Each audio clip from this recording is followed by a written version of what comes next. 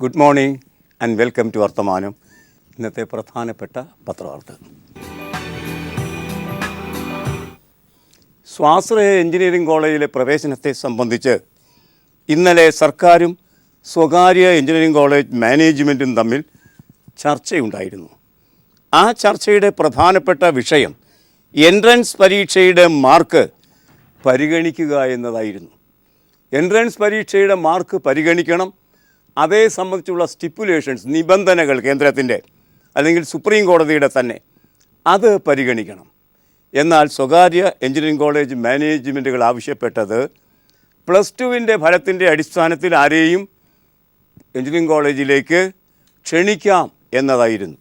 അത് സർക്കാരിന് സ്വീകാര്യമായിരുന്നില്ല. അതുകൊണ്ട് സ്വാഭാവികഗതിയിൽ ആ ചർച്ച അലസിപ്പോയിരിക്കുന്നു. ആ വാർത്ത മാധ്യമമെന്ന പത്രം ഇന്ന് നമുക്ക് ലീഡ് വാർത്തയായി തരുന്നത് കാണുക. സ്വാശ്രയ എഞ്ചിനീയറിംഗ് കോളേജ് ചർച്ച വീണ്ടും അലസി. അസോസിയേഷൻ ഇന്ന് സർക്കാരിനെ നിലപാടറിയിക്കും. ഇന്ന് വൈകുന്നേരത്തിന് മുമ്പ് അസോസിയേഷൻ നിലപാടറിയിക്കും. അപ്പോഴേ കാര്യങ്ങളെ സംബന്ധിച്ച് അവസാന വ്യക്തത നമുക്ക് കൈവരിക്കാനാകൂ. വാർത്തയുടെ വിശദാംശങ്ങൾ മാധ്യമത്തിൻ്റെ ലീഡ് വാർത്ത തരുന്നത് ഇപ്രകാരം. സ്വാശ്രയ എഞ്ചിനീയറിംഗ് കോളേജ് പ്രവേശനം സംബന്ധിച്ച് സർക്കാരും മാനേജ്മെൻറ്റ് അസോസിയേഷനും തമ്മിൽ നടന്ന ചർച്ച അലസി. മാനേജ്മെൻറ്റ് സീറ്റിലെ പ്രവേശനത്തിന് റാങ്ക് പട്ടികയിൽ നിന്ന് മാത്രമേ അനുമതി നൽകാനാവൂ എന്ന ചർച്ചയിൽ വിദ്യാഭ്യാസ മന്ത്രി സി രവീന്ദ്രനാഥ് വ്യക്തമാക്കി. ഇരുപക്ഷവും നിലപാടുകൾ ഉറച്ചുനിന്നതോടെയാണ് തീരുമാനമൊന്നും എടുക്കാൻ കഴിയാതെ ചർച്ച അലസുകയും പിരിയുകയും ചെയ്തത്. ഇന്ന് വൈകുന്നേരം വരെ സ്വകാര്യ മാനേജ്മെൻറ്റുകൾക്ക് സമയം നൽകിയിട്ടുണ്ട്. അപ്പോൾ അവർ അത് അറിയിക്കുകയും വേണം. ഇന്ന് വൈകുന്നേരം നമുക്ക് അതറിയാൻ കഴിയും. ആണവ സാമഗ്രികളുടെ ദാതാക്കളുടെ ഗ്രൂപ്പ് NSG, ആ ഗ്രൂപ്പിൽ ഇന്ത്യക്ക് അംഗത്വം ലഭിക്കാൻ വേണ്ടിയുള്ള അതികഠിനമായ ശ്രമം നരേന്ദ്രമോദിയും അദ്ദേഹത്തിൻ്റെ മന്ത്രിസഭയും നടത്തുകയുണ്ടായി എന്ന് നമുക്കറിയാം. ഇന്ത്യൻ സാഹചര്യങ്ങളിൽ ഗൗരവതരമായ നേട്ടം ആഭ്യന്തര രംഗത്ത് കൈവരിക്കാൻ മോദിക്ക് കഴിഞ്ഞിട്ടില്ല. വിലക്കയറ്റം ഉയർന്നുകൊണ്ടേയിരിക്കുന്നു. അതുപോലെ തന്നെ എണ്ണവില താഴേക്ക് കൊണ്ടുവരാനായിട്ടില്ല.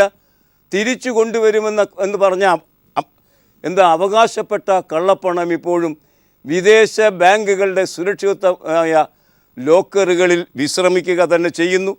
അങ്ങനെ പറഞ്ഞ കാര്യങ്ങളൊന്നും നടത്താൻ കഴിയാതെ പോയ മോദിയെ സംബന്ധിച്ച് പാകിസ്ഥാൻ്റെ പ്രശ്നം കൂടുതൽ ഗൗരവതരമായ തിരിച്ചടിയായി തീർന്നു. ഇപ്പോഴിതാ NSGയിലും മുഖം രക്ഷിക്കാൻ കഴിയാതെ പോവുകയും ആഭ്യന്തര രംഗത്ത് മാത്രമല്ല വിദേശ രംഗത്തും കൊട്ടിഘോഷിക്കപ്പെടുന്ന നരേന്ദ്രമോദിയുടെ യാത്രകൾക്ക് പോലും ഒരു മാറ്റവും ഉണ്ടാക്കാൻ കഴിഞ്ഞിട്ടില്ല എന്ന നിലയ്ക്കുള്ള വസ്തുതകൾ പുറത്തേക്ക് വരുമ്പോൾ ഒരാശ്വാസം ഇന്ത്യക്ക് ലഭിച്ചിരിക്കുന്നു. അല്ലെങ്കിൽ നരേന്ദ്രമോദിക്ക് നിന്നു പഴയ്ക്കാൻ ഒരു ഉപായം ലഭിച്ചിരിക്കുന്നു. മംഗളമെന്ന പത്രം ആ ഉപായത്തിൻ്റെ വാർത്ത ലീഡ് വാർത്തയാക്കി നമുക്ക് തരുന്നുണ്ട്. മിസൈൽ സാങ്കേതിക വിദ്യാ നിയന്ത്രണ ഗ്രൂപ്പിൽ ഇന്ത്യ 48 രാജ്യത്തിൻ്റെ NSG ഗ്രൂപ്പിൽ പ്രവേശനം ലഭിച്ചില്ല എങ്കിലും ആ പ്രവേശനത്തിന് എതിര് നിന്നത് ബ്രിക്സ് രാജ്യങ്ങളിലെ പ്രധാനപ്പെട്ട ബ്രസീൽ അടക്കം ചൈനയുമൊക്കെയാണ് എതിര് നിന്നത്. എങ്കിൽ ഇത്തവണ 34 രാജ്യങ്ങളുടെ അംഗരാജ്യങ്ങളുടെ സംയുക്തമായ മിസൈൽ സാങ്കേതിക വിദ്യാ നിയന്ത്രണ ഗ്രൂപ്പിൽ ഇന്ത്യക്ക് അംഗത്വം ലഭിച്ചിരിക്കുന്നു. ഒരാശ്വാസ സൂചകമായ നിശ്വാസം നരേന്ദ്രമോദിക്ക് ഇനി പുറത്തേക്ക് വിടുകയും ചെയ്യാം. വാർത്തയുടെ വിശദാംശങ്ങൾ മംഗളം തരുന്നത് ഇങ്ങനെ. മിസൈൽ സാങ്കേതിക വിദ്യാ നിയന്ത്രണ ഗ്രൂപ്പിൽ ഇന്ത്യക്ക് അംഗത്വം ലഭിച്ചു. ഇതോടെ അത്യാധുനിക മിസൈൽ സാങ്കേതിക വിദ്യ ഗ്രൂപ്പിലെ അംഗരാജ്യങ്ങൾക്കും നിയന്ത്രണത്തോടെ ഇന്ത്യക്ക് കൈമാറാനാകും. എന്നാൽ ആണവായുധങ്ങൾ കൈവശം വയ്ക്കുന്നത് സംബന്ധിച്ച കരാറിൽ പറയുന്ന മാനദണ്ഡങ്ങൾ ഇന്ത്യക്ക് ബാധകമാകും. ആണവ വിതരണ ഗ്രൂപ്പിൽ ഇന്ത്യയുടെ പ്രവേശനം എതിർത്ത ചൈനയോടുള്ള മധുര പ്രതികാരം കൂടിയാണ് ഈ നേട്ടം. പല തവണകളായി അംഗത്വത്തിന് ചൈന ശ്രമിച്ചിരുന്നു. പക്ഷേ അവർക്ക് 34 അംഗ MTCRൽ അംഗം ആകാൻ കഴിഞ്ഞില്ല. NSGയിൽ തങ്ങളുടെ അംഗത്വത്തെ എതിർത്ത് തോൽപ്പിച്ച ചൈനയുണ്ടല്ലോ, ചൈനയോട് ഒരു മധുര പ്രതികാരമായി മാറിയിരിക്കുന്നു ഈ MTCRലെ ലഭിച്ച അംഗത്വം. അങ്ങനെ ഇന്ത്യക്ക് ഒരു നിശ്വാസ സാധ്യത നൽകിയിരിക്കുന്നു ഈ അവസ്ഥ. 100% വിദേശ നിക്ഷേപം തന്ത്രപ്രധാനമായ രംഗങ്ങളിൽ അനുവദിച്ചു കൊടുക്കുകയുണ്ടായി നരേന്ദ്രമോദി. അദ്ദേഹത്തിൻ്റെ ആദ്യ കാലഘട്ടത്തിൽ BJP ഈ നിലയ്ക്ക് വിദേശ രംഗത്തടക്കം അല്ലെങ്കിൽ പ്രതിരോധ രംഗത്തടക്കം 100% വിദേശ നിക്ഷേപമെന്ന ആശയത്തെ എതിർത്തിരുന്ന പാർട്ടിയാണ്. പക്ഷേ അധികാരത്തിൽ വരികയും 2 വർഷത്തിനുള്ളിൽ 5 തവണ അമേരിക്ക സന്ദർശിക്കുകയും അമേരിക്കയുടെ ഏകദേശം സ്വാശ്രിതമായ ഒരവസ്ഥ കയ്യേൽക്കുകയും ചെയ്ത ഇന്ത്യക്ക് ഇപ്പോഴിതാ 100% വിദേശ നിക്ഷേപം തന്ത്രപ്രധാനമായ രംഗങ്ങളിൽ അനുവദിക്കുന്ന അവസ്ഥ വരികയുണ്ടായി. ഈ അവസ്ഥ ശരിയോ തെറ്റോ എന്ന വലിയ ചർച്ച നടക്കുന്ന സമയത്ത് CPMൻ്റെ നേതാവ് അതിൻ്റെ അന്തർഗതങ്ങളെ സംബന്ധിച്ച് ഒരു പത്രസമ്മേളനത്തിലൂടെ നമ്മോട് പറയുന്നു. ദേശാഭിമാനി ആ വാർത്ത ലീഡാക്കിയിരിക്കുന്നു. കേന്ദ്ര നടപടി വൻ ആപത്ത് എന്നാണ് പ്രകാശ് കാരാട്ട് ഇതിനെ നോക്കിക്കാണുന്നത്. 100% വിദേശ നിക്ഷേപം വൻ ആപത്താണ് ഉളവാക്കാൻ പോകുന്നതെന്ന് ദേശാഭിമാനി പറയുന്നു. വാർത്തയുടെ വിശദാംശങ്ങൾ പ്രത്യേക ലേഖകൻ തരുന്നു. ബഹുരാഷ്ട്ര കുത്തക കമ്പനികൾ ഇന്ത്യൻ കമ്പനികളെ ഏറ്റെടുത്താൽ മരുന്നുകളുടെ വില 4 ഇരട്ടിയോളം വർദ്ധിക്കും. NSD ഇന്ത്യയുടെ സത്കീർത്തി മോദി കളഞ്ഞു കുളിക്കുകയും ചെയ്തു എന്ന അഭിപ്രായവും പ്രകാശ് കാരാട്ട് പറഞ്ഞു. വാർത്തയുടെ വിശദാംശങ്ങൾ ഇപ്രകാരം: ഭക്ഷ്യവസ്തുക്കളുടെ ചില്ലറ വ്യാപാര മേഖല, പ്രതിരോധ സാമഗ്രികളുടെ ഉൽപ്പാദനം, ഇന്ത്യയിൽ പ്രവർത്തിക്കുന്ന ഔഷധ കമ്പനികൾ എന്നിവയിൽ വൻതോതിൽ നേരിട്ടുള്ള വിദേശ നിക്ഷേപം കൊണ്ടുവരാനുള്ള നരേന്ദ്രമോദി സർക്കാരിൻ്റെ നീക്കം രാജ്യത്തിൻ്റെയും ജനങ്ങളുടെയും താൽപ്പര്യങ്ങൾക്ക് ഹാനികരമാണ് എന്ന് CPIM പോളിറ്റ് ബ്യൂറോ അംഗം പ്രകാശ് കാരാട്ട് പറഞ്ഞിരിക്കുന്നു. അതുകൊണ്ട് തന്നെ നരേന്ദ്രമോദിയുടെ പുതിയ നയങ്ങളുണ്ടല്ലോ, ആ നയങ്ങൾ ഇന്ത്യയുടെ താൽപ്പര്യത്തിന് ഇന്ത്യ പലപ്പോഴും ഉയർത്തിപ്പിടിച്ചിരുന്ന ചേരിചേരാ നയത്തിൻ്റെ ആ പഴയ നയത്തിൻ്റെ അമേരിക്കയോട് വിധേയപ്പെടാത്ത നിലപാടുണ്ടല്ലോ, ആ നിലപാടിന് വിരുദ്ധമാണ്. അതുകൊണ്ട് തന്നെ അത്തരം നയങ്ങൾക്കെതിരെ പ്രക്ഷോഭം സംഘടിപ്പിക്കുക അനിവാര്യമായിരിക്കുന്നു എന്ന് CPM കാണുന്നു. മോഡി നയങ്ങൾക്കെതിരെ 12-ന് CPIM പ്രക്ഷോഭം സ്റ്റേറ്റിൽ നടക്കും. അതേ സംബന്ധിച്ച വാർത്തയും ദേശാഭിമാനി ഒന്നാം പുറത്ത് തരുന്നു. ജൂലൈ 12-ന് ഏരിയ കേന്ദ്രങ്ങളിൽ മാർച്ചും ധർണയും. ആഗസ്റ്റ് 1 മുതൽ 7 വരെ ബംഗാൾ ഐക്യദാർഢ്യ വാരം. മോഡി സർക്കാരിൻ്റെ ജനവിരുദ്ധ നയങ്ങൾക്കെതിരെ ശക്തമായ പ്രക്ഷോഭം ഉയർത്താൻ CPIM സംസ്ഥാന കമ്മിറ്റി തീരുമാനിച്ചിരിക്കുന്നു. ദേശീയമായൊരു പ്രശ്നമാണെങ്കിലും ദേശീയ നിലവാരത്തിൽ വൻ പ്രക്ഷോഭം സംഘടിപ്പിക്കാൻ കഴിയുന്ന സംഘടനാപരമായ വൈഭവം CPMന് ഇല്ല എന്ന് എല്ലാവരും സമ്മതിക്കുന്നതാണ്.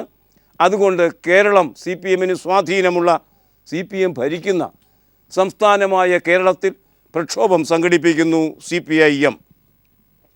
ഇന്ന് ദേശാഭിമാനിയുടെ ഒന്നാം പുറം ഗൗരവതരമായൊരു വാർത്ത നമുക്ക് തരുന്നുണ്ട്. ഷുക്കൂർ വധത്തെ സംബന്ധിച്ച വാർത്തയാണ്.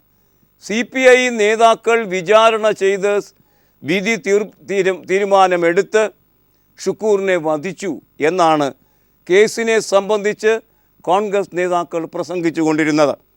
എന്നാൽ അതേ സംബന്ധിച്ച കുറ്റപത്രം വന്നപ്പോൾ ഈ നിലവാരത്തിലുള്ള വിചാരണയും വിധി നടപ്പാക്കലുമൊന്നും അതിലുണ്ടായിരുന്നില്ല എന്നത് മറ്റൊരു കാര്യം. ഇപ്പോൾ വന്നിരിക്കുന്ന വാർത്ത അതല്ല. ഷുക്കൂർ വധവുമായി ബന്ധിപ്പിച്ച് CBI അന്വേഷണത്തിന് ഹൈക്കോടതിയുടെ സിംഗിൾ ബെഞ്ച് പച്ചക്കൊടി കാട്ടിയിരുന്നു. അതനുസരിച്ച് CBI ആ കേസ് പുനരന്വേഷണത്തിന് വിധേയമാക്കിക്കൊണ്ടിരിക്കുന്ന ഈ സാഹചര്യത്തിൽ ആ കേസിൽ പ്രതി ചേർക്കപ്പെട്ട 2 ആളുകൾ ഹൈക്കോടതിയെ സമീപിച്ചതിൻ്റെ ഭാഗമായി ഹൈക്കോടതിയുടെ ഡിവിഷൻ ബെഞ്ച് സിംഗിൾ ബെഞ്ചിൻ്റെ വിധി റദ്ദാക്കുകയും അന്വേഷണം നിർത്തിവെക്കാൻ CBIയോട് ആവശ്യപ്പെടുകയും ചെയ്തു എന്ന് പറയുമ്പോൾ CPIMൻ്റെ നിലപാടിന് ഒരു ഭാഗികമായ സാധൂകരണം ലഭിക്കുന്നു. അതുകൊണ്ട് ദേശാഭിമാനി ഒന്നാം പുറം വാർത്തയാക്കി അത് മാറ്റിയിരിക്കുകയും ചെയ്യുന്നു. അരിയിൽ ഷുക്കൂർ വധക്കേസിലെ CBI അന്വേഷണം നിർത്തിവെക്കാൻ ഹൈക്കോടതി ഡിവിഷൻ ബെഞ്ച് ഉത്തരവിട്ടു. കേസ് അന്വേഷണം CBIക്ക് വിട്ട സിംഗിൾ ബെഞ്ച് വിധി സ്റ്റേ ചെയ്താണ് ആക്ടിംഗ് ചീഫ് ജസ്റ്റിസ് തോട്ടത്തിൽ B രാധാകൃഷ്ണനും ജസ്റ്റിസ് അനു ശിവരാമനും ഉൾപ്പെട്ട ബെഞ്ചിൻ്റെ ഇടക്കാല ഉത്തരവ്.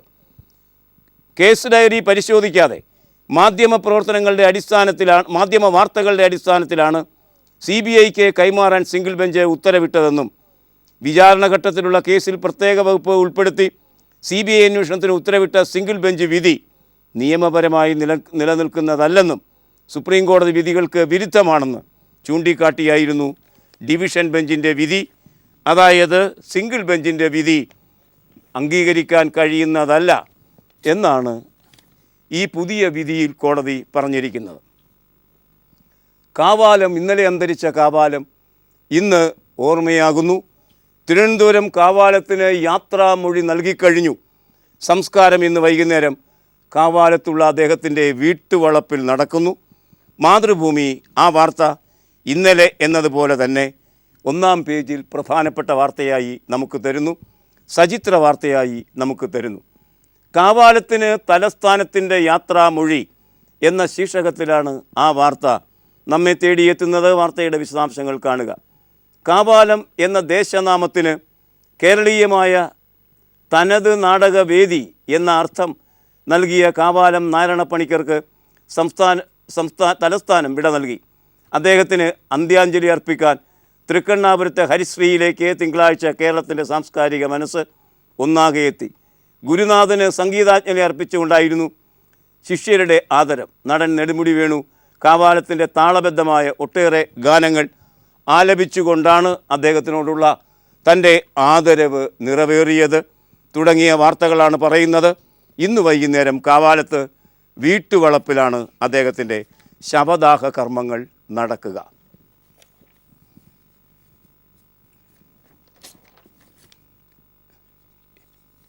ഇന്നത്തെ ലോകോത്തര കാൽപന്ത് കളിക്കാരൻ ആര് എന്ന് ചോദിച്ചാൽ ലോകസമക്ഷം അതിനൊരൊറ്റ ഉത്തരമേയുള്ളൂ,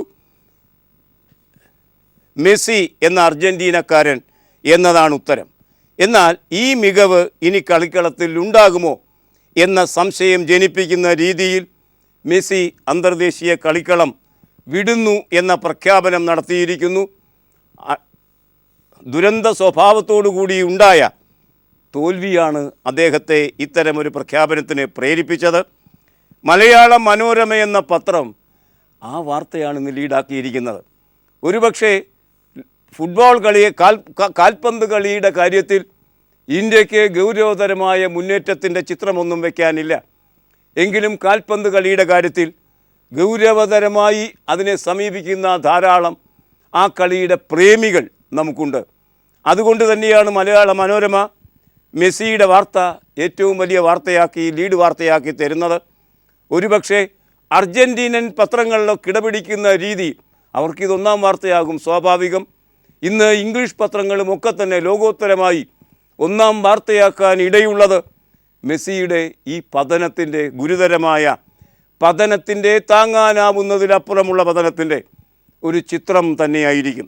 അങ്ങനെ ഫുട്ബോളിലൂടെ, കാൽപന്തിലൂടെ ഒരു പുതിയ അനുതാപത്തിൻ്റെ സാർവദേശീയത പ്രഖ്യാപിക്കുന്ന വാർത്ത മലയാള മനോരമ ലീഡ് വാർത്തയാക്കിയ വാർത്ത കാണുക. കളി വിട്ടു, കളം വിട്ടു മെസ്സി. ലയണൽ മെസ്സി രാജ്യാന്തര ഫുട്ബോളിൽ നിന്ന് വിടവാങ്ങി. ബാർസിലോണയ്ക്ക് വേണ്ടി കളി തുടരും. മെസ്സിയും ബിജിലിയും പെനൽറ്റി കിക്ക് പാഴാക്കി. ഒടുവിൽ നാം കണ്ടത് അങ്ങനെയാണ്. ആദ്യത്തെ പെനാൽറ്റി കിക്ക് തന്നെ പാഴാക്കിക്കൊണ്ട് ലയണൽ മെസ്സി തൻ്റെ പതനത്തിന് നാന്ദി കുറിക്കുകയായിരുന്നു ചെയ്തത് ഗ്രൗണ്ടിൽ. വാർത്തയുടെ വിശദാംശങ്ങൾ കാണുക. അർജൻറ്റീന ജേഴ്സിയിൽ കിരീടങ്ങളില്ലാത്ത രാജകുമാരനായി ലയണൽ മെസ്സിയുടെ വിടവാങ്ങൽ. കോപ്പ അമേരിക്ക ശതാബ്ദി ഫുട്ബോൾ ടൂർണമെൻറ്റിൽ അർജൻറ്റീന ചിലിയോട് തോറ്റതിന് പിന്നാലെ മെസ്സി രാജ്യാന്തര ഫുട്ബോളിൽ നിന്ന് വിരമിക്കൽ പ്രഖ്യാപിച്ചു. കഴിഞ്ഞ കോപ്പ അമേരിക്കൻ ടൂർണമെൻറ്റിൻ്റെ തനിയാവർത്തനമായി മാറിയ ഫൈനലിൽ പെനൽറ്റി ഷൂട്ടൗട്ടിൽ 4-2 അർജൻറ്റീനയുടെ പരാജയം. ഷൂട്ടൗട്ടിൽ അർജൻറ്റീനയുടെ ആദ്യ കിക്ക് മെസ്സി പുറത്തേക്കടിച്ച് നഷ്ടപ്പെടുത്തി. ലൂക്കാസ് ബിജിലിയുടെ kick Chile goalie Claudio Bravo dive ചെയ്ത് രക്ഷപ്പെടുത്തുകയും ചെയ്തു. ഈ കളിയുടെ സവിശേഷത, ചാമ്പ്യൻഷിപ്പ് നേടിയ ചിലിയുണ്ടല്ലോ, ആ ചിലിയുടെ കളിക്കാരുടെ ചിത്രം, ആ ടീമിൻ്റെ ചിത്രം ഇന്ന് മനോരമ നൽകിയിട്ടുണ്ട് ഈ വാർത്തയ്ക്കൊപ്പം. പക്ഷേ ചിലിയുടെ വിജയത്തെക്കാളേറെ അർജൻറ്റീനിയൻ കളിക്കാരനായ ലയണൽ മെസ്സി എന്ന കാൽപന്ത് കളിക്കാരൻ്റെ ഇതിഹാസ തുല്യമായ ആ യാത്രയ്ക്ക് വിരാമം വരുന്നുവോ എന്ന ദുഃഖമാണ് ലോകോത്തരമായി കാൽപന്ത് കളിയുടെ പ്രണേതാക്കൾ ഇന്ന് പങ്കിടുന്നത്. അതുകൊണ്ട് ജയിച്ചവരല്ല, തോറ്റവരാണ് താരമായിരിക്കുന്നത്. അതും ആ കളിയുടെ ഒരു സവിശേഷത തന്നെ. ഈ വാർത്ത കേരള കൗമുദിയും ലീഡ് വാർത്തയാക്കി തരുന്നു. പെനാൽറ്റി പാഴാക്കിയ മെസ്സി അന്താരാഷ്ട്ര ഫുട്ബോളിൽ നിന്ന് വിരമിച്ചു. നൂറ്റാണ്ടിൻ്റെ കണ്ണീരായി മെസ്സി മാറിയിരിക്കുന്നു എന്നാണ് കേരള കൗമുദി നിരീക്ഷിക്കുന്നത്. അതും ലീഡ് വാർത്ത തന്നെ. ശതാബ്ദി കോപ്പ ഫൈനൽ അർജൻറ്റീന ചിലിയോട് ഷൂട്ടൗട്ടിൽ തോറ്റു. വാർത്തയുടെ വിശദാംശങ്ങൾ ഇങ്ങനെ. കോപ്പ അമേരിക്ക ഫുട്ബോൾ ശതാബ്ദി കപ്പിൽ അർജൻറ്റീന മുത്തമിടുന്നത് കാണാൻ കാത്തിരുന്ന ആരാധകരെ കണ്ണീരിലാഴ്ത്തി ഒരിക്കൽ കൂടി ചിലി കിരീടമുയർത്തിയതിന് പിന്നാലെ അർജൻറ്റീന നായകൻ ലയണൽ മെസ്സി അന്താരാഷ്ട്ര ഫുട്ബോളിൽ നിന്ന് വൈകാരികമായി വിരമിക്കൽ പ്രഖ്യാപിച്ചു. പെനാൽറ്റി ഷൂട്ടൗട്ടിൽ മെസ്സി അവസരം പാഴാക്കിയിരുന്നു. ഈ ഫുട്ബോൾ മാന്ത്രികനായ മെസ്സി തല താഴ്ത്തി നിന്ന് തൻ്റെ ദുഃഖം പ്രഖ്യാപിക്കുന്ന ചിത്രവും കേരള കൗമുദി ഒന്നാം പേജിൽ കൊടുത്തിട്ടുണ്ട്. വിരമിക്കുന്നതിന് പല കാരണങ്ങൾ മെസ്സി പറയുന്നുണ്ടെങ്കിലും അങ്ങനെ വിരമിക്കാനുള്ള തൻ്റെ തീരുമാനം പുനഃപരിശോധിക്കണമെന്ന പ്രാർത്ഥനയുടെ ഒരു തൊഴുകൈയായി കാൽപന്ത് കളിക്കാരുടെ പ്രേമികൾ ലോകോത്തരമായി ഒന്നിച്ചിരിക്കുന്നു. ആ തൊഴുകയിൽ അടങ്ങിയിരിക്കുന്ന അഭ്യർത്ഥന മാനിക്കാതിരിക്കാൻ മെസ്സിക്ക് കഴിയില്ല. അതുകൊണ്ട് മെസ്സി എന്ന മാന്ത്രികനായ കളിക്കാരൻ കളിക്കളം വിടും എന്ന് നമുക്ക് പറയാനും ആകില്ല. ആ വാർത്തയാണ് മലയാളി പത്രങ്ങൾ ഇന്ന് പ്രധാനപ്പെട്ട വാർത്തയായി 2 പത്രങ്ങളെങ്കിലും നമുക്ക് തന്നിരിക്കുന്നത്. പൊതുവെ പത്രക്കാർക്ക് അഭിമുഖം നൽകുന്ന കാര്യത്തിൽ വളരെ പുറകോട്ടാണ് നമ്മുടെ പ്രധാനമന്ത്രി എന്ന് നമുക്കറിയാം. അദ്ദേഹം പലപ്പോഴും അത് നൽകാറില്ല. അദ്ദേഹത്തിൻ്റെ പ്രധാന വിനിമയ രീതി മൻ കി ബാത്ത് എന്ന റേഡിയോ പ്രക്ഷേപണ പ്രോഗ്രാമാണ്. എന്താണ് തൻ്റെ മനസ്സിൽ ജനങ്ങൾക്കായി കരുതി വച്ചിരിക്കുന്നത് എന്ന് അദ്ദേഹം ഓരോ ഘട്ടങ്ങളിലായി ഇന്ത്യൻ ജനതയോട് പറയും. റേഡിയോയിലൂടെ ആകുമ്പോൾ വലിയൊരു സൗകര്യമുണ്ട്. ഏകപക്ഷീയമായി സംസാരിക്കാം. റേഡിയോയ്ക്ക് മുന്നിൽ നിന്നുകൊണ്ട് നിങ്ങൾ എന്തുകൊണ്ട് അങ്ങനെ പറയുന്നുവെന്ന് നമുക്ക് ചോദിക്കാനാകില്ല. ചോദ്യങ്ങൾ ഒഴിവാക്കാനുള്ള ഏറ്റവും നല്ല ഒരു ടെക്നിക്കാണ് റേഡിയോ പ്രഭാഷണം. ആ റേഡിയോ പ്രഭാഷണമാണ് പ്രധാനമന്ത്രി നരേന്ദ്രമോദി തൻ്റെ ജനങ്ങളോട് സംസാരിക്കാനായി ഉപയോഗിച്ചിരിക്കുന്ന സങ്കേതം. അതായത് ഇങ്ങോട്ടൊന്നും പറയേണ്ട, അങ്ങോട്ട് പറയുന്നത് കേട്ടാൽ മതി എന്നാണ് അദ്ദേഹത്തിൻ്റെ രീതി എന്നാണ് പറഞ്ഞു വന്നത്. 2 വർഷം കഴിയുന്നു അദ്ദേഹം പ്രധാനമന്ത്രിയായിട്ട്. വിശ്വസിക്കാൻ കഴിയുമോ നമ്മുടെ പ്രധാനമന്ത്രി ഇതുവരെ ഒരു ടെലിവിഷന് അഭിമുഖം നൽകിയിട്ടില്ല എന്നത്? ആ അവസ്ഥ ഇന്നലെ അദ്ദേഹം ബ്രേക്ക് ചെയ്തു. അദ്ദേഹം അഭിമുഖം നൽകുക തന്നെ ചെയ്തു. കാരണം ആഭ്യന്തരമായി വലിയ കുഴപ്പങ്ങളിലൂടെയാണ് പ്രധാനമന്ത്രി കടന്നുപോയിക്കൊണ്ടിരിക്കുന്നത്. പ്രതിച്ഛായ നിർമ്മാണത്തിന് നേരിട്ട് രംഗത്ത് വരേണ്ട ഗതികേടോ ആണ് പ്രധാനമന്ത്രിക്കുള്ളത്. അദ്ദേഹം നൽകിയ ആ അഭിമുഖത്തിൻ്റെ വിശദാംശങ്ങൾ ജന്മഭൂമി എന്ന സംഘപരിവാര പത്രം ലീഡ് വാർത്തയാക്കുക സ്വാഭാവികം. അവരത് കൃതഹസ്തതയോടെ ചെയ്തിട്ടുണ്ട്. നമുക്ക് ആ വാർത്തയുടെ വിശദാംശങ്ങളിലേക്ക് സഞ്ചരിക്കാം ഒരു ചെറിയ പരസ്യ ഇടവേളയ്ക്ക് ശേഷം. പാകിസ്ഥാനോട് കരുതലോടെയാണ് പെരുമാറുക. ചൈനയുമായി ചർച്ച തുടരുകയും ചെയ്യും എന്നാണ് പ്രധാനമന്ത്രി പറഞ്ഞത്. പ്രധാനമന്ത്രി ടെലിവിഷൻ അഭിമുഖത്തിൽ പറഞ്ഞ കാര്യങ്ങൾ ഇങ്ങനെ പറയുന്നു. ജന്മഭൂമി ചൈനയുമായുള്ള പ്രശ്നങ്ങൾ ചർച്ചയിലൂടെ പരിഹരിക്കുമെന്നും പറഞ്ഞ പ്രധാനമന്ത്രി നരേന്ദ്രമോദി പാകിസ്ഥാനുള്ള ജാഗ്രതയിൽ ഒരു കുറവും വരുത്തില്ലെന്ന് വ്യക്തമാക്കി. പ്രധാനമന്ത്രിയായ ശേഷം ആദ്യമായി ഒരു TV ചാനലിന് നൽകിയ അഭിമുഖത്തിലാണ് മോദി നിലപാട് വ്യക്തമാക്കിയത്. NSG പ്രവേശന കാര്യത്തിൽ ഭാരതത്തിൻ്റേത് നല്ല തുടക്കമാണ് എന്ന് പറഞ്ഞ അദ്ദേഹം സർക്കാരുകളുടെ തുടർ പ്രക്രിയയുടെ നേട്ടങ്ങളാണ് അവ എന്നും കൂട്ടിച്ചേർക്കുകയും ചെയ്തു എന്നാണ് ഈ വാർത്ത നമ്മോട് പറയുന്നത്. ഇങ്ങനെ നല്ല നല്ല കാര്യങ്ങൾ പറഞ്ഞ നരേന്ദ്രമോദി സുബ്രഹ്മണ്യ സ്വാമിയെ നിഷ്കരണം തള്ളിക്കളഞ്ഞ അവസ്ഥയും ആ അഭിമുഖത്തിലുണ്ടായി. ആ ഭാഗം ദേശാഭിമാനി ഇന്ത്യ ലോകം പേജ് തരുന്നു, കാണുക. സ്വാമിയെ തള്ളി പ്രധാനമന്ത്രി സാജൻ എബൂജീൻ. ആ വാർത്ത തരുന്നത് ഇങ്ങനെ. രഘുറാം രാജനും റിസർവ് ബാങ്കിനുമെതിരെ ആക്രമണം തുടരുന്ന BJP MP സുബ്രഹ്മണ്യ സ്വാമിയെ തള്ളി പ്രധാനമന്ത്രി. ആരും സംവിധാനത്തിന് അതീതരല്ലെന്നും പ്രശസ്തിക്ക് വേണ്ടി മാത്രം പ്രവർത്തിക്കുന്നത് രാജ്യത്തിന് ഗുണകരമല്ലെന്നും സ്വാമിയുടെ പേര് പരാമർശിക്കാതെ പ്രധാനമന്ത്രി പറഞ്ഞു. രഘുറാം രാജൻ രാജ്യസ്നേഹത്തിൻ്റെ കാര്യത്തിൽ ആരുടെയും പിന്നിലല്ല. അദ്ദേഹം രാജ്യത്തിന് വേണ്ടിയുള്ള സേവനം തുടരുമെന്ന് പ്രതീക്ഷിക്കുന്നതായും അദ്ദേഹം പറഞ്ഞെങ്കിലും രഘുറാം രാജൻ ഇനി വേണ്ട എന്ന് തീരുമാനിക്കുന്ന കാര്യത്തിൽ സുബ്രഹ്മണ്യ സ്വാമിക്കൊപ്പം തന്നെയാണ് നരേന്ദ്രമോദിയും നിലപാടെടുത്തത്. ജിഷ വധം, അമീറിൻ്റെ കസ്റ്റഡി തീരാൻ ഇനി 3 ദിവസം ബാക്കി. പക്ഷേ തെളിവുകളൊന്നും ലഭിക്കുന്നില്ല. ആ അവസ്ഥയാണ് മാതൃഭൂമി ആ വാർത്തയുമായി ബന്ധിപ്പിച്ച് നമുക്ക് തരുന്നത്. സിറാജ് കാസിം കൊച്ചിയിൽ നിന്ന് എഴുതുന്നു. ജിഷ വധക്കേസിൽ പ്രതി അമീറുൽ ഇസ്ലാമിൻ്റെ കസ്റ്റഡി തീരാൻ 3 ദിവസം മാത്രം ബാക്കി നിൽക്കെ തെളിവുകൾ കണ്ടെത്താനാവാതെ പോലീസ്. കൊലപാതകത്തിന് ഉപയോഗിച്ച ആയുധവും പ്രതിയുടെ വസ്ത്രങ്ങളും കണ്ടെത്താനാവാത്തതിൽ പ്രോസിക്യൂഷനെയും സമ്മർദ്ദത്തിലാക്കുന്നുണ്ട് എന്ന് പത്രങ്ങൾ പറയുമ്പോൾ അവ കണ്ടെത്തിയതായി പെടാത്ത വാർത്തകളും നമുക്ക് ലഭിക്കുന്നുണ്ട്. ഇന്ന് തെറ്റ് ചെയ്താൽ അത് ഏറ്റുപറയണം. അതിനാണ് മാപ്പ് എന്ന് പറയുന്നത്. മാപ്പ് എന്ന് പറയുന്നത് അന്തസ്സുള്ള ഒരു പ്രവൃത്തിയാണ്. അങ്ങനെ ചരിത്രത്തോട് കത്തോലിക്ക സഭ കാണിച്ച തെറ്റുണ്ടല്ലോ, ആ തെറ്റിന് മാപ്പ് അപേക്ഷിക്കണം എന്ന് സാക്ഷാൽ മാർപ്പാപ്പ പറഞ്ഞിരിക്കുന്നു. കാണുക, ആ വാർത്ത മലയാളം മനോരമ തന്നെ തരുന്നു. സ്വവർഗാനുരാഗം, വിവേചനത്തിന് മാപ്പ് പറയണമെന്ന് മാർപ്പാപ്പ. സ്വവർഗ ലൈംഗികത പുലർത്തിയവരോട് കാട്ടിയ നീതിരാഹിത്യത്തിൻ്റെ പേരിൽ ക്രിസ്ത്യാനികളും റോമൻ കത്തോലിക്ക സഭയും ക്ഷമ ചോദിക്കണമെന്ന് ഫ്രാൻസിസ് മാർപ്പാപ്പ. അർമേനിയയിൽ നിന്ന് റോമിലേക്കുള്ള വിമാനയാത്രാ മധ്യേ മാധ്യമപ്രവർത്തകരുടെ ചോദ്യങ്ങൾക്ക് മറുപടി പറയുകയായിരുന്നു അദ്ദേഹം. ഇതിൻ്റെ പേരിൽ മാത്രമല്ല ക്രിസ്ത്യാനികൾ മാപ്പ് ചോദിക്കേണ്ടത്. പല കാര്യങ്ങളിലും ഇതാവശ്യമാണ്. സ്വവർഗ സംഭോഗികളോട് വെറുതെ മാപ്പ് പറഞ്ഞാൽ പോരാ, ക്ഷമ ചോദിക്കുകയും വേണം എന്നും മാർപ്പാപ്പ പറയുന്നു എന്ന വാർത്തയാണ് ഇന്ന് പത്രലോകം നമുക്ക് തരുന്ന വളരെ പ്രധാനപ്പെട്ട വാർത്തകളിലൊന്ന്. ഇനി ഇന്നത്തെ മുഖലേഖനങ്ങൾ.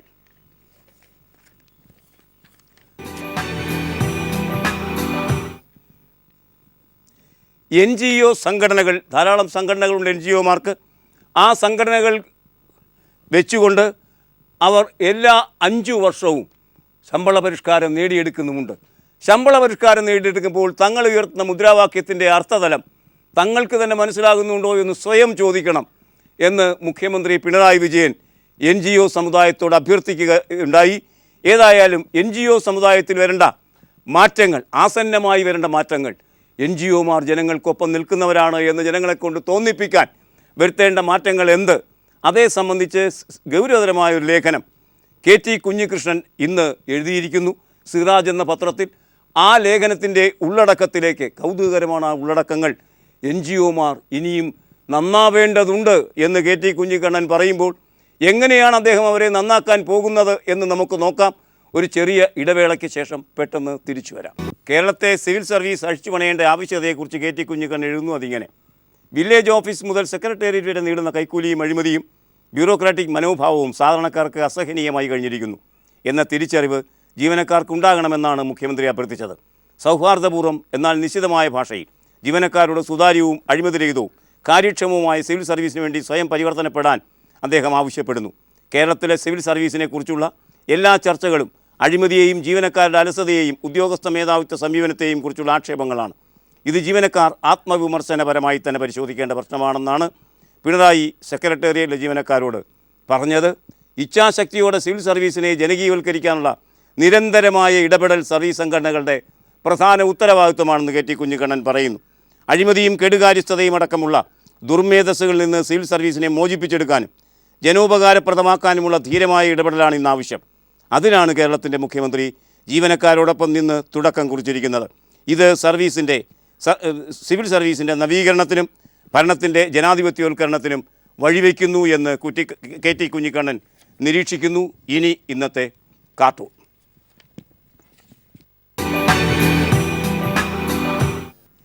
ഒളിച്ചുവെച്ച സ്വത്ത് സ്വയം പ്രഖ്യാപിക്കാനുള്ള സമയം സെപ്റ്റംബർ അവസാനം വരെ പ്രധാനമന്ത്രി പണക്കാർക്ക് നൽകി കഴിഞ്ഞിരിക്കുന്നു. ഇത് പ്രയോജനം ചെയ്യുമോ? ഈ കാർട്ടൂൺ കാണുക. കാർട്ടൂണിൽ മോദി ധനികരുടെ വാഹനത്തിനരികിൽ നിന്ന് പറയുന്നു, നിങ്ങൾക്ക് കള്ളപ്പണ വസ്തുക്കൾ ഉണ്ടെന്ന് എനിക്കറിയാം, രാഷ്ട്രീയക്കാരെ പോലെ നിങ്ങളും സ്വത്ത് പ്രഖ്യാപിച്ചുകൂടെ? അപ്പോൾ നമുക്ക് രാഷ്ട്രീയക്കാരെ കാണാം. ചൂണ്ടിക്കാണിക്കുന്ന രാഷ്ട്രീയക്കാരെ നോക്കുക. വിമാനത്തിൽ ചുറ്റിയടിച്ച് പ്രചരണം നടത്തുന്ന രാഷ്ട്രീയക്കാർ തങ്ങൾക്ക് കാറും ഫ്ലാറ്റും സ്വത്തും ഒന്നുമില്ലെന്ന് പറയുന്ന കാപട്യം മാതൃകയാക്കുന്ന മോദിയെ ഇപ്പോൾ സുരേന്ദർ ഹിന്ദുവിൽ കാർട്ടൂണാക്കിയിരിക്കുന്നു. ഇനി ഇന്നത്തെ ചിത്രം. സ്വരം നല്ലതായിരിക്കുമ്പോഴാണ് പാട്ട് നിർത്താനുള്ള ഉചിത സമയം. ഇതൊരു ചൊല്ലാണ്. എന്നാൽ കെട്ട കാലത്ത് കളി നിർത്തൽ പ്രഖ്യാപിച്ച മെസ്സിയെക്കുറിച്ച് നമുക്ക് എന്തു പറയാം? ഈ ചിത്രം കാണുക. പെനാൽറ്റി കിക്ക് പാഴാക്കിയ ദുഃഖം താങ്ങാനാവാതെ മെസ്സി തലതാഴ്ത്തി നിൽക്കുന്ന ചിത്രം. ഇന്ന് സിറാജ് എന്ന പത്രം 1-ാം പേജിൽ തരുന്നു. ഈ ചിത്രത്തോടെ ഇന്നത്തെ വർത്തമാനം സമാപിക്കുകയാണ്. Have a nice day. Good bye.